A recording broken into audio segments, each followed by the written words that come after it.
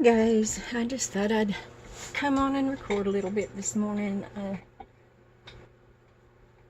just want to do a little collage and rest my mind. And I've got all these papers that I've been making scraps out of. So I think it's high time I start using some of them. So that's what I'm going to do today.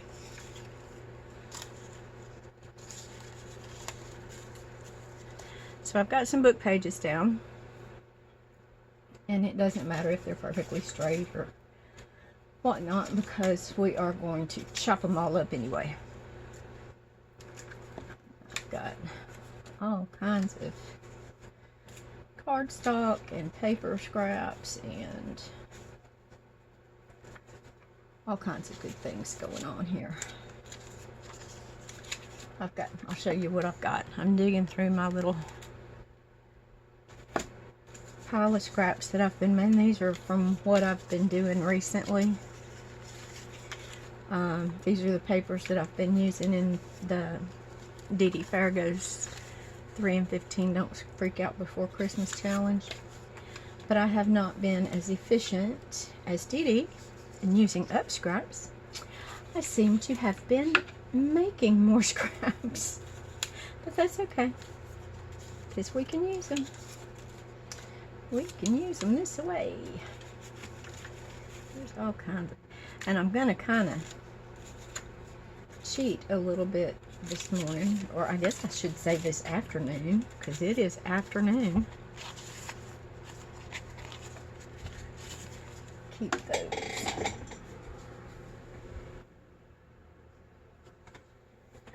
And nope, I still have not done anything to oil my chair, so it's still squeaky, but hey, y'all know I'm here. My chair's squeaking. My chair is squeaking. Kind of setting aside the cardstock pieces that I think I might be able to use for tags or whatnot, and pulling out mostly the paper pieces. There's a lot of scrapbooking paper in here. I've got all kinds of stuff over here. But hopefully we can get a lot of it used up.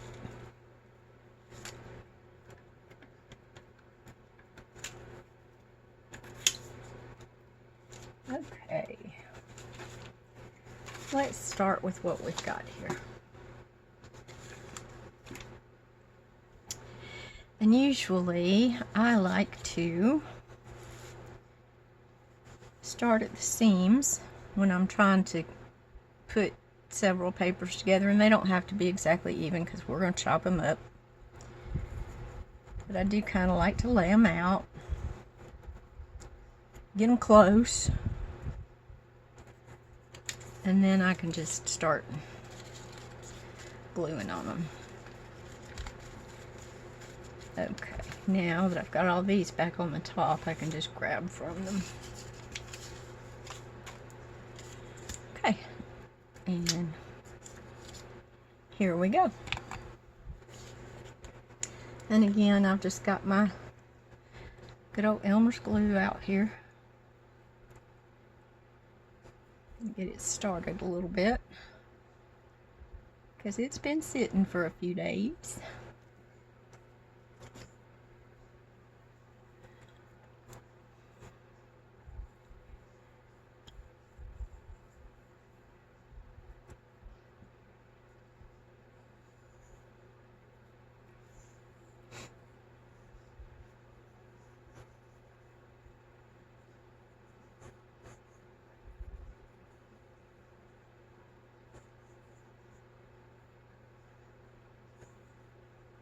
Here it comes. It's starting to get going.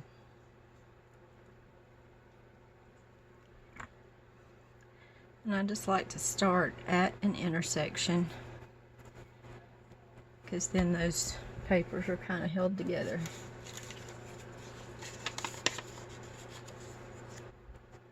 Do another one.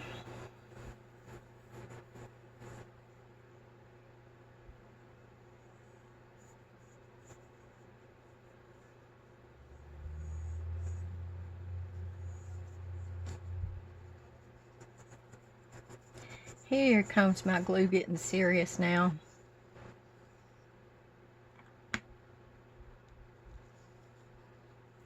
And we'll put this one at that intersection. And there we go. We've got a good start. Our paper's all held together now. So now,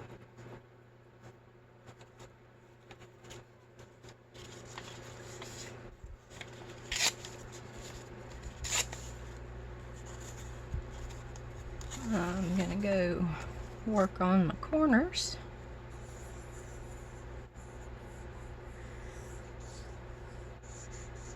Gail likes to start in her corners, and her collage always turns out so nice.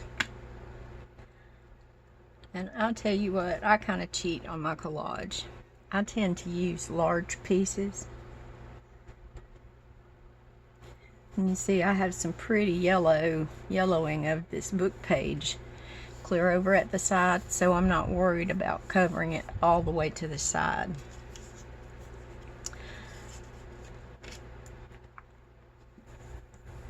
We can let a little bit of that book page shine through if it wants to, or we can always remove it a little bit later if we don't want it.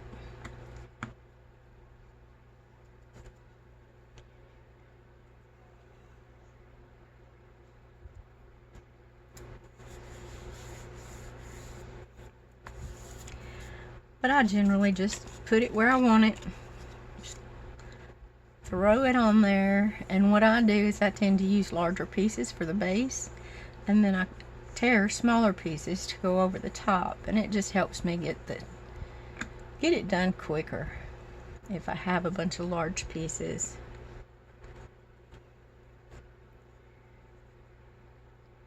Here again, I'm not going to worry about covering that corner.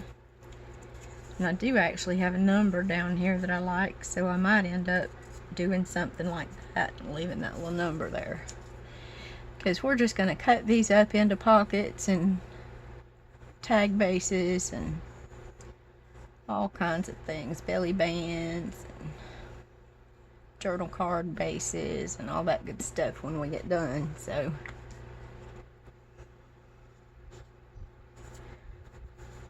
gonna kind of take on a mind of its own anyway.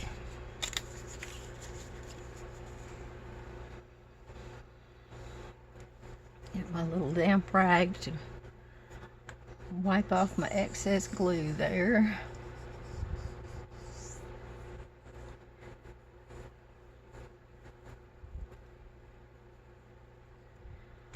And I do have my glass mat under here. Well, it's not a glass mat, it's a piece of glass that protects my desk. And I have a large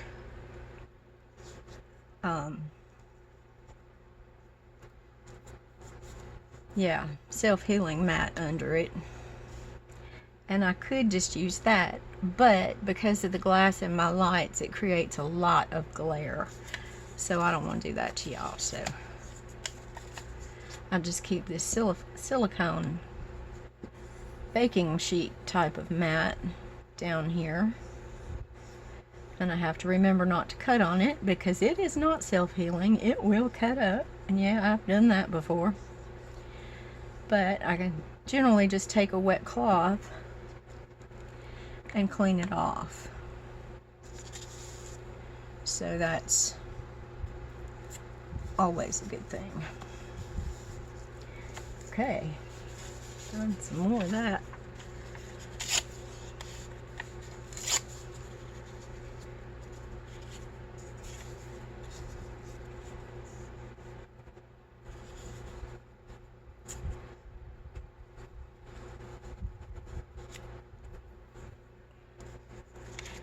Alrighty, just going to continue along, and see, this is coming along quick. I'm not using huge pieces of scrap, but they're big enough to cover some area fairly quickly. I do like to collage. I don't do it that often. Now where the seams are, I do usually try to get pretty close to the edges.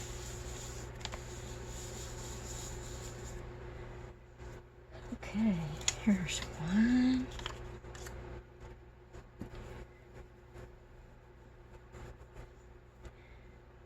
hope y'all can see most of this. I didn't check. In fact, I hope I turned on the camera. I think I did. But guess what? If I didn't, y'all won't be seeing this. That's okay too. There will always be another one down the pike. Kind of enjoying making the videos, but I find that I just don't have a whole lot of stories to tell. I have never been a storyteller. I have never been one to talk about my personal life. I don't know. Boy, I could tell y'all some stories from my youth. My misspent youth. I think I've told you before that I grew up in campgrounds and on lakes. We were, at every opportunity we had to camp, we camped. My first camping trip, I was less than 6 weeks old. And that was also my first tornado. We lived in Nebraska. And it was the spring. And yeah, there was a tornado. Yeah, when we first started camping, they had to carry my water and keep it separate and all this business. But, yeah, I have lots of good memories from campgrounds. We used to go with, in Nebraska, there were just lots of friends and family. And then I know I've told y'all about the shack where my grandparents had the shack on the lake. And we used to stay there a lot. Yeah, we were really uptown when we were at the shack. They had a double outhouse. And if you've never experienced a double outhouse, a two-seater, yeah, it is a thing. It really is a thing. Not something most people would probably care for, but we were happy for it. But yeah, my grandpa had a great big barbecue pit, and we'd all sit out on the big, he had a big patio, and had those old,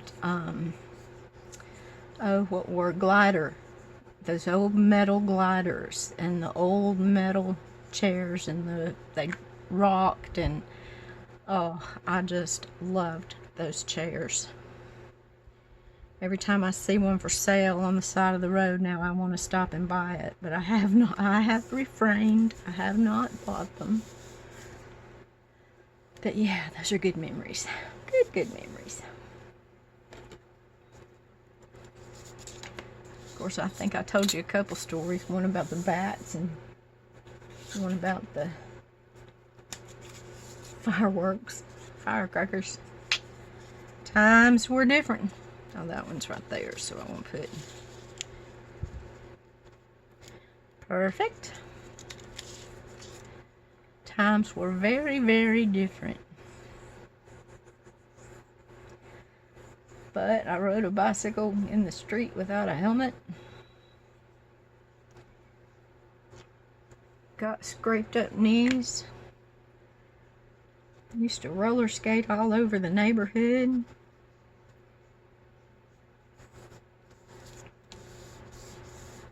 But that's also back in a time where your neighborhood was a village.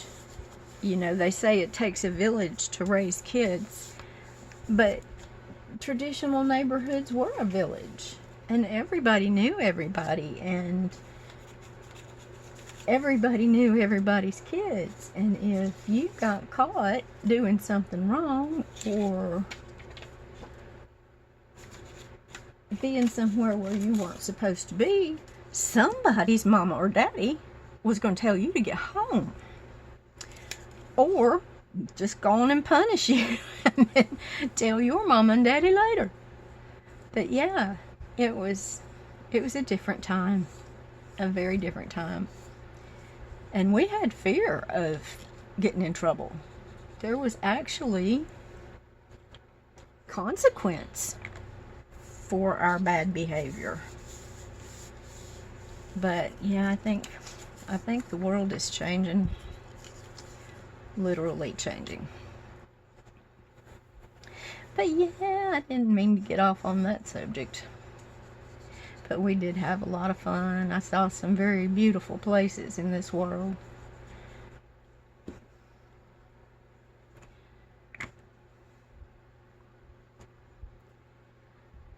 I remember one time, because you know, you take your dogs and your all that.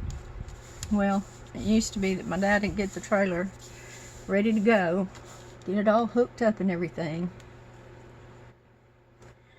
and then get everybody piled in and off we'd go. Well, he had a habit of looking up and looking back at the campsite to make sure we didn't leave anything. One time he looked back and the poor dog was sitting there looking at him. We didn't have the dog in the car. So I really am glad that he looked back that day, because that dog was my best friend. That dog hated me when I was born, so jealous. But then when I started sitting in my high chair to eat, and my little dog figured out that I was going to drop things off the high chair, and if she made a game of it, I would drop more intentionally. So yeah, after a while that dog was my best buddy. And I loved her. Yep, she was a beagle. And I love a beagle.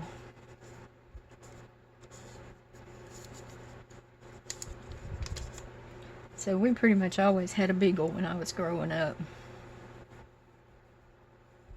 I had one that was, oof, that dog was crazy.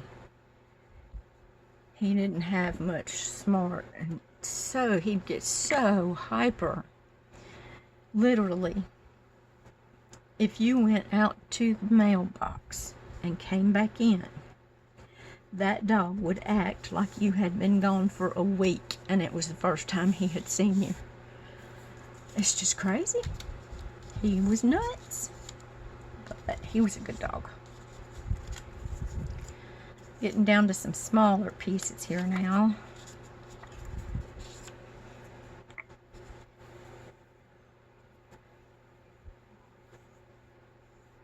Yeah, but he had some health problems, I think.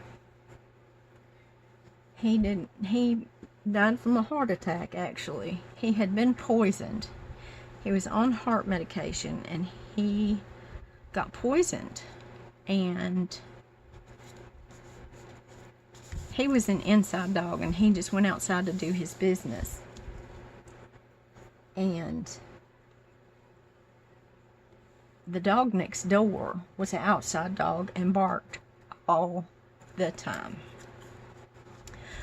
Well, what we think happened is, well, for one thing, the neighbors, the front of their house was blue.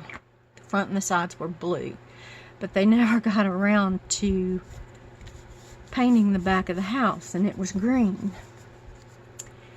And the back of our house was green also. And I actually went out with my dog one day to let him do what he needed to do, and I saw him eating something and I made him stop eating it and took him inside right away, and it wasn't just a few minutes, he was having a seizure. So we gathered him up and took him to the vet, and the vet determined that he had been poisoned with strychnine. And this was back in the 70s. And So the vet kept him a couple of nights and nursed him back to health, but after that he had seizures. And he couldn't take his seizure medication and his heart medication at the same time. They weren't compatible. So we had to decide, and we decided that the seizures were worse. So we were giving him the seizure medication, and his heart failed. So, but we got to love him for a little while, and that's always a blessing. And then I had a cat. This campground that we used to spend a lot of time at, really the one where I grew up, and have friends to this day from that campground. My best friend in the world. But yeah, our camper was up on a hill, and we looked down on the main road that went around the campground. And at that time, we had our camper there on a permanent spot. We were going there like every weekend, so we just put it on a permanent spot. And the owners of the campground, you know, it was just like this campground was like one big family. Everybody knew everybody, and it ended up that most people ended up being regulars. And the lady that owned the campground, she and her husband owned the campground, and she had cats. And her cats were her pride and joy. She loved her cats. So everybody in the campground, you know, knew her cats. And I had always wanted a cat. And I just loved Miss Edna's cats. And she, you know, she knew it. I'd come in there talking about her cats. I'd go to the store to see her cats. And so, there was this stray, and my dad said, you know, that's going to be one of Miss Edna's cats, and she is not going to let you have a cat. She's not going to let you have her cat. And he was pretty confident of that, because he did not want a cat. Didn't want anything to do with the cat. So, I was sitting there one day, and that cat came walking up the road, and I asked my daddy, I said, Daddy, I need to have that cat. That cat's gonna get killed. Somebody's dropped it out, and it's not gonna make it. Well, he had seen that some of the kids in the campground were being mean to it, and he said, okay, call it up here, and we'll see. And if Miss Edna says you can have it, because he was convinced that she would say, no, that's my cat. And so I called it. I said, here, kitty, kitty, kitty.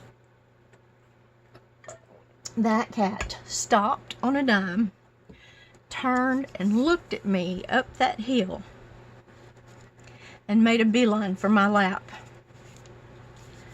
And I think my daddy realized at that time that he had made a very big tactical error. that cat was going home with me. Because I have to say, Miss Edna loved me, and she loved that I loved her cats. So he said, all right, now you have to go ask Miss Edna if that's one of her cats and if you can have it. He still thought, no way. Guess what? I had that cat for like 16 years.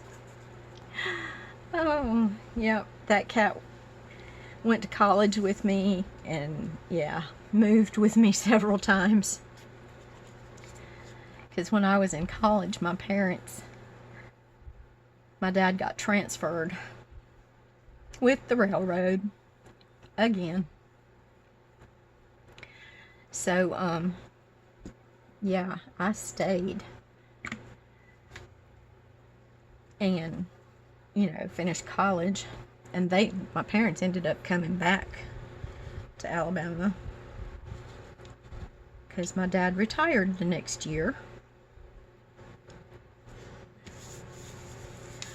But, yeah, I drove a Volkswagen Super Beetle. I would pack that cat up in my car and off we'd go.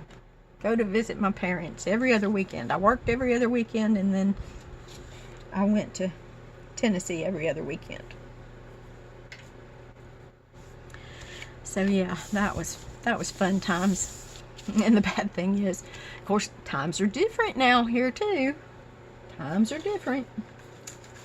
I would get up at 2 o'clock in the morning and pack my car and leave. And I would get to this one spot in Alabama, small town in Alabama, Ewan, Alabama. And there was this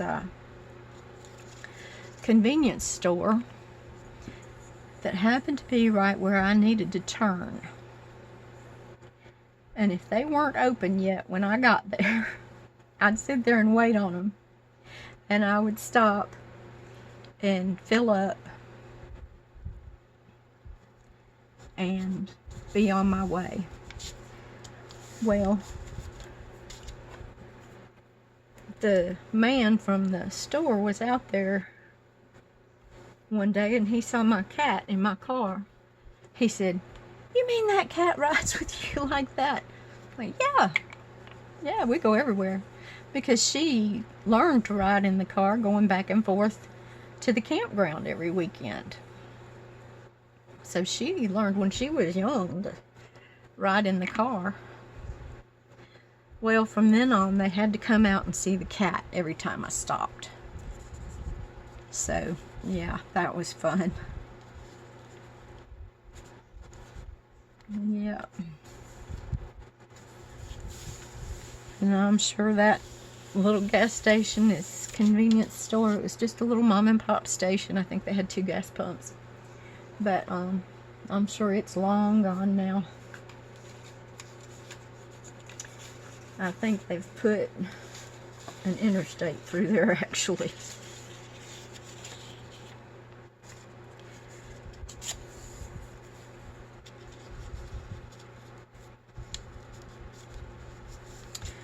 Between Birmingham and Memphis. But yeah, those were different times.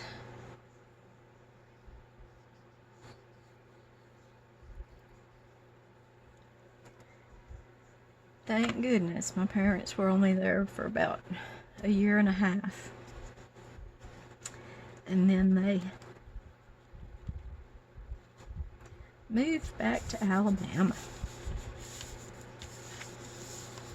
Of course, all of us kids were there by then. My brothers had both moved to Alabama, and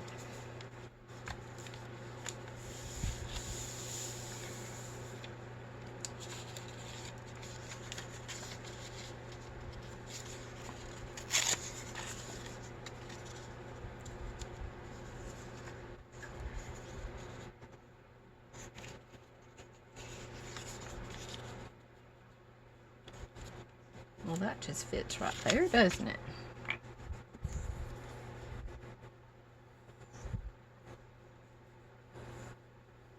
I don't get too overly concerned about whether all of my edges are torn on my collage or just some of them, or sometimes none of them,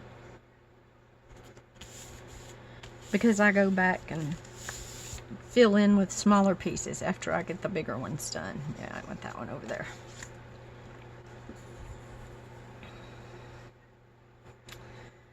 But yeah,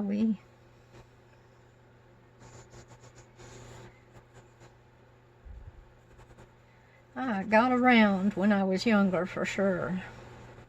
In a good way. I got to travel a lot.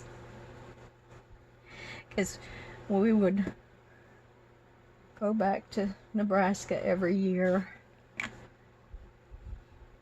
My first airplane ride, I think I was in the 8th grade. We flew back to Nebraska for Christmas and New Year's. Of course, everybody had all kinds of plans made while we were in town. We were going to go to parties and all kinds of stuff. Dinners and just go visiting. Christmas time, you know, everybody does a little extra, but we always had parties and stuff when we went back anyway. But, yeah, had all these plans. It snowed. Had a blizzard. It was a blizzard to me. I was living in New Orleans at the time, so an inch of snow was a blizzard to me. But do you know the funny thing? We had moved from Nebraska to New Orleans. And we lived in New Orleans for 5 years. During that time, it snowed twice in New Orleans. All the neighbors blamed us for bringing the snow with us from Nebraska. Because, you know, it doesn't often snow in New Orleans.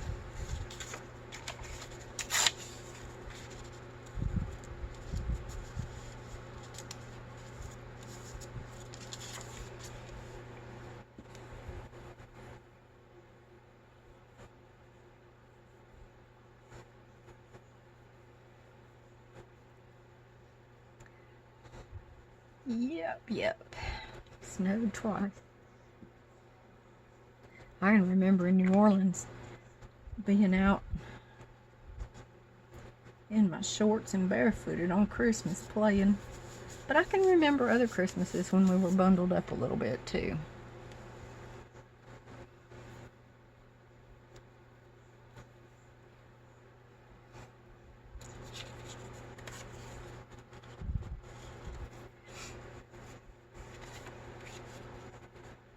Another thing I remember about New Orleans, about being outside playing, is when it rains in New Orleans, we actually, in our neighborhood, we had a big drainage canal behind the house, and the streets actually had curbs, and when it would rain hard, kids, we'd all go run inside and put our bathing suits on because that street was going to flood. That was our swimming pool. So we had a swimming pool in the street. Buses had come by from the junior high school across the street. Then we had a wave pool. This is going together pretty good.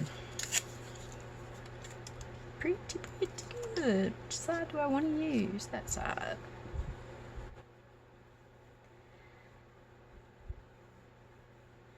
So I had a question the other day about what this applicator is that I'm using for my wet glue. And I'll show you here what it is. It is from Scotch Create. It's a clear liquid glue pen, and it's got clear liquid glue that's really good glue, and it's got this applicator, the applicator on one end, and it's got the point on the other end, and it is really, really good glue, and I do use that a lot. But when it's empty, I filled it up with my Elmer's glue that I buy by the gallon. I think I told y'all about that before. So, yeah, there's a couple of reasons for buying that glue. Number one, it's a good glue, and I like it.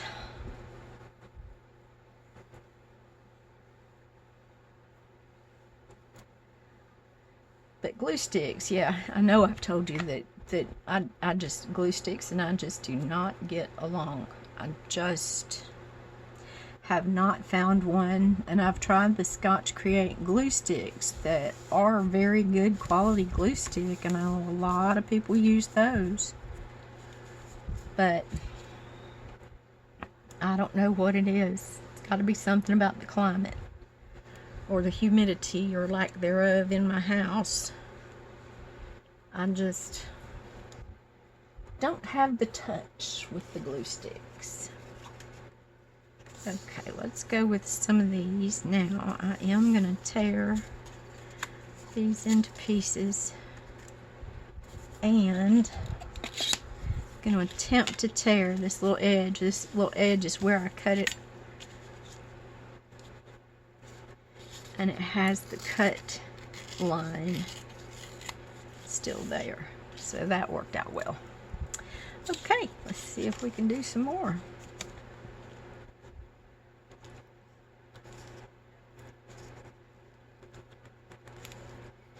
Maybe.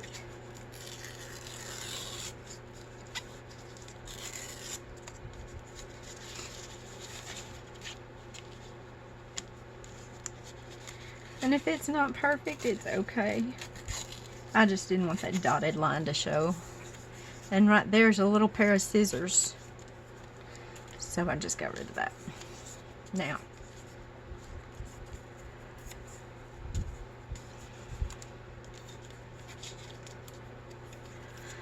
see, I just keep going to smaller pieces and put them where I need a piece.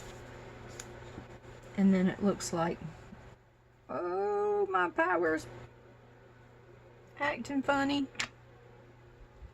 That's one thing I have to say I'm very thankful for. We have had power the entire time of all of this storm business.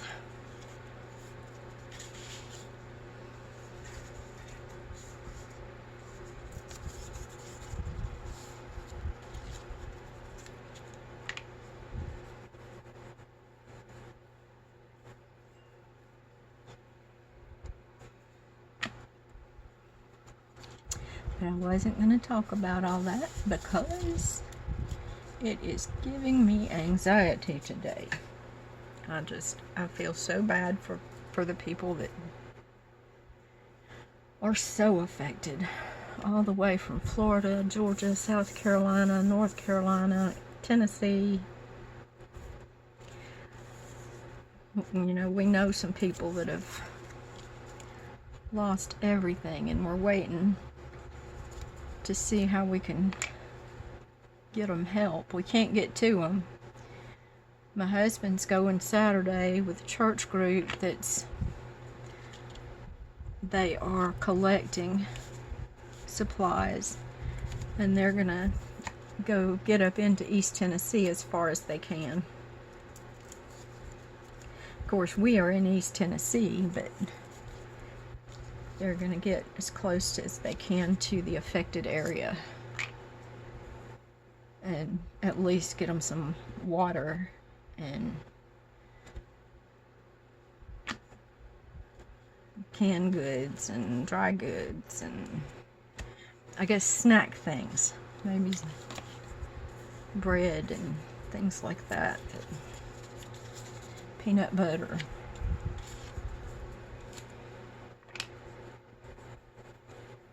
But it is just devastating to see what we've seen. And we've seen things even today that we've never seen. But, okay, I'm not going to talk about that anymore, right? Right, wasn't that the deal? That was the deal, Kathy. That was the deal.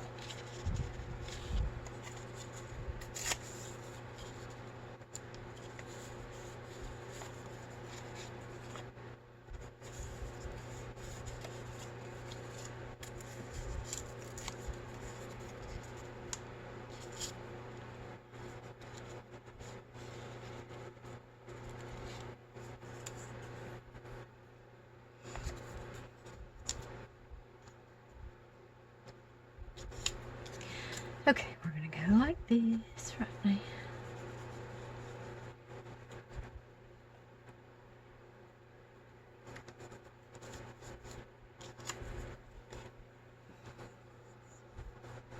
And this one, I don't know if you can see it, but it does have a subtle design in it. So I don't mind it being on the top, because the likelihood is it'll have a flower over it or something like that. Something good, something like that.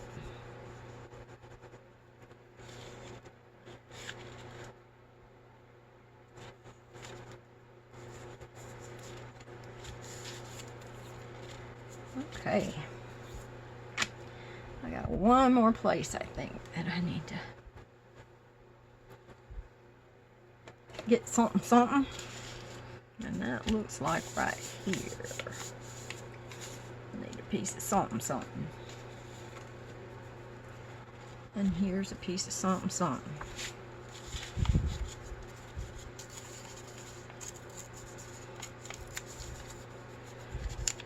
Works good.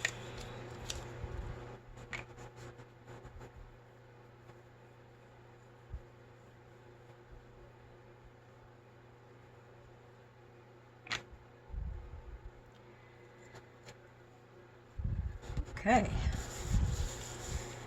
Now I will set this aside to dry. And see, it's just all book page on the back. But what I can do is when I get it all cut out, if I know that I'm going to use it just for journaling cards and tags, I can collage the back or cover the back with writable papers. And then I can cut it out for journal cards and journal tags.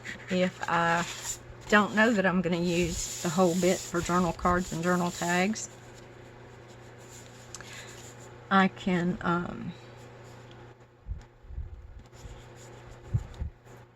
wait, and anything, go ahead and cut it out, and anything that I intend for a pocket, I don't have to cover, because it won't be seen on the back. So, but yeah, that's what I've got for today. Isn't that pretty? And I had collaged that brown Amazon packaging one day, and I knit it with just plain book page. And so I want to go back and cover that with napkin. So y'all watch for that. That'll be coming up real soon too. Right now, I think I need to go refill my glue and lay this out to dry. So thank y'all for coming along with me today and listening to my little stories, my little jibber jabber. I hope y'all are all having a good day, and I hope you can find some time to craft. Thanks for watching.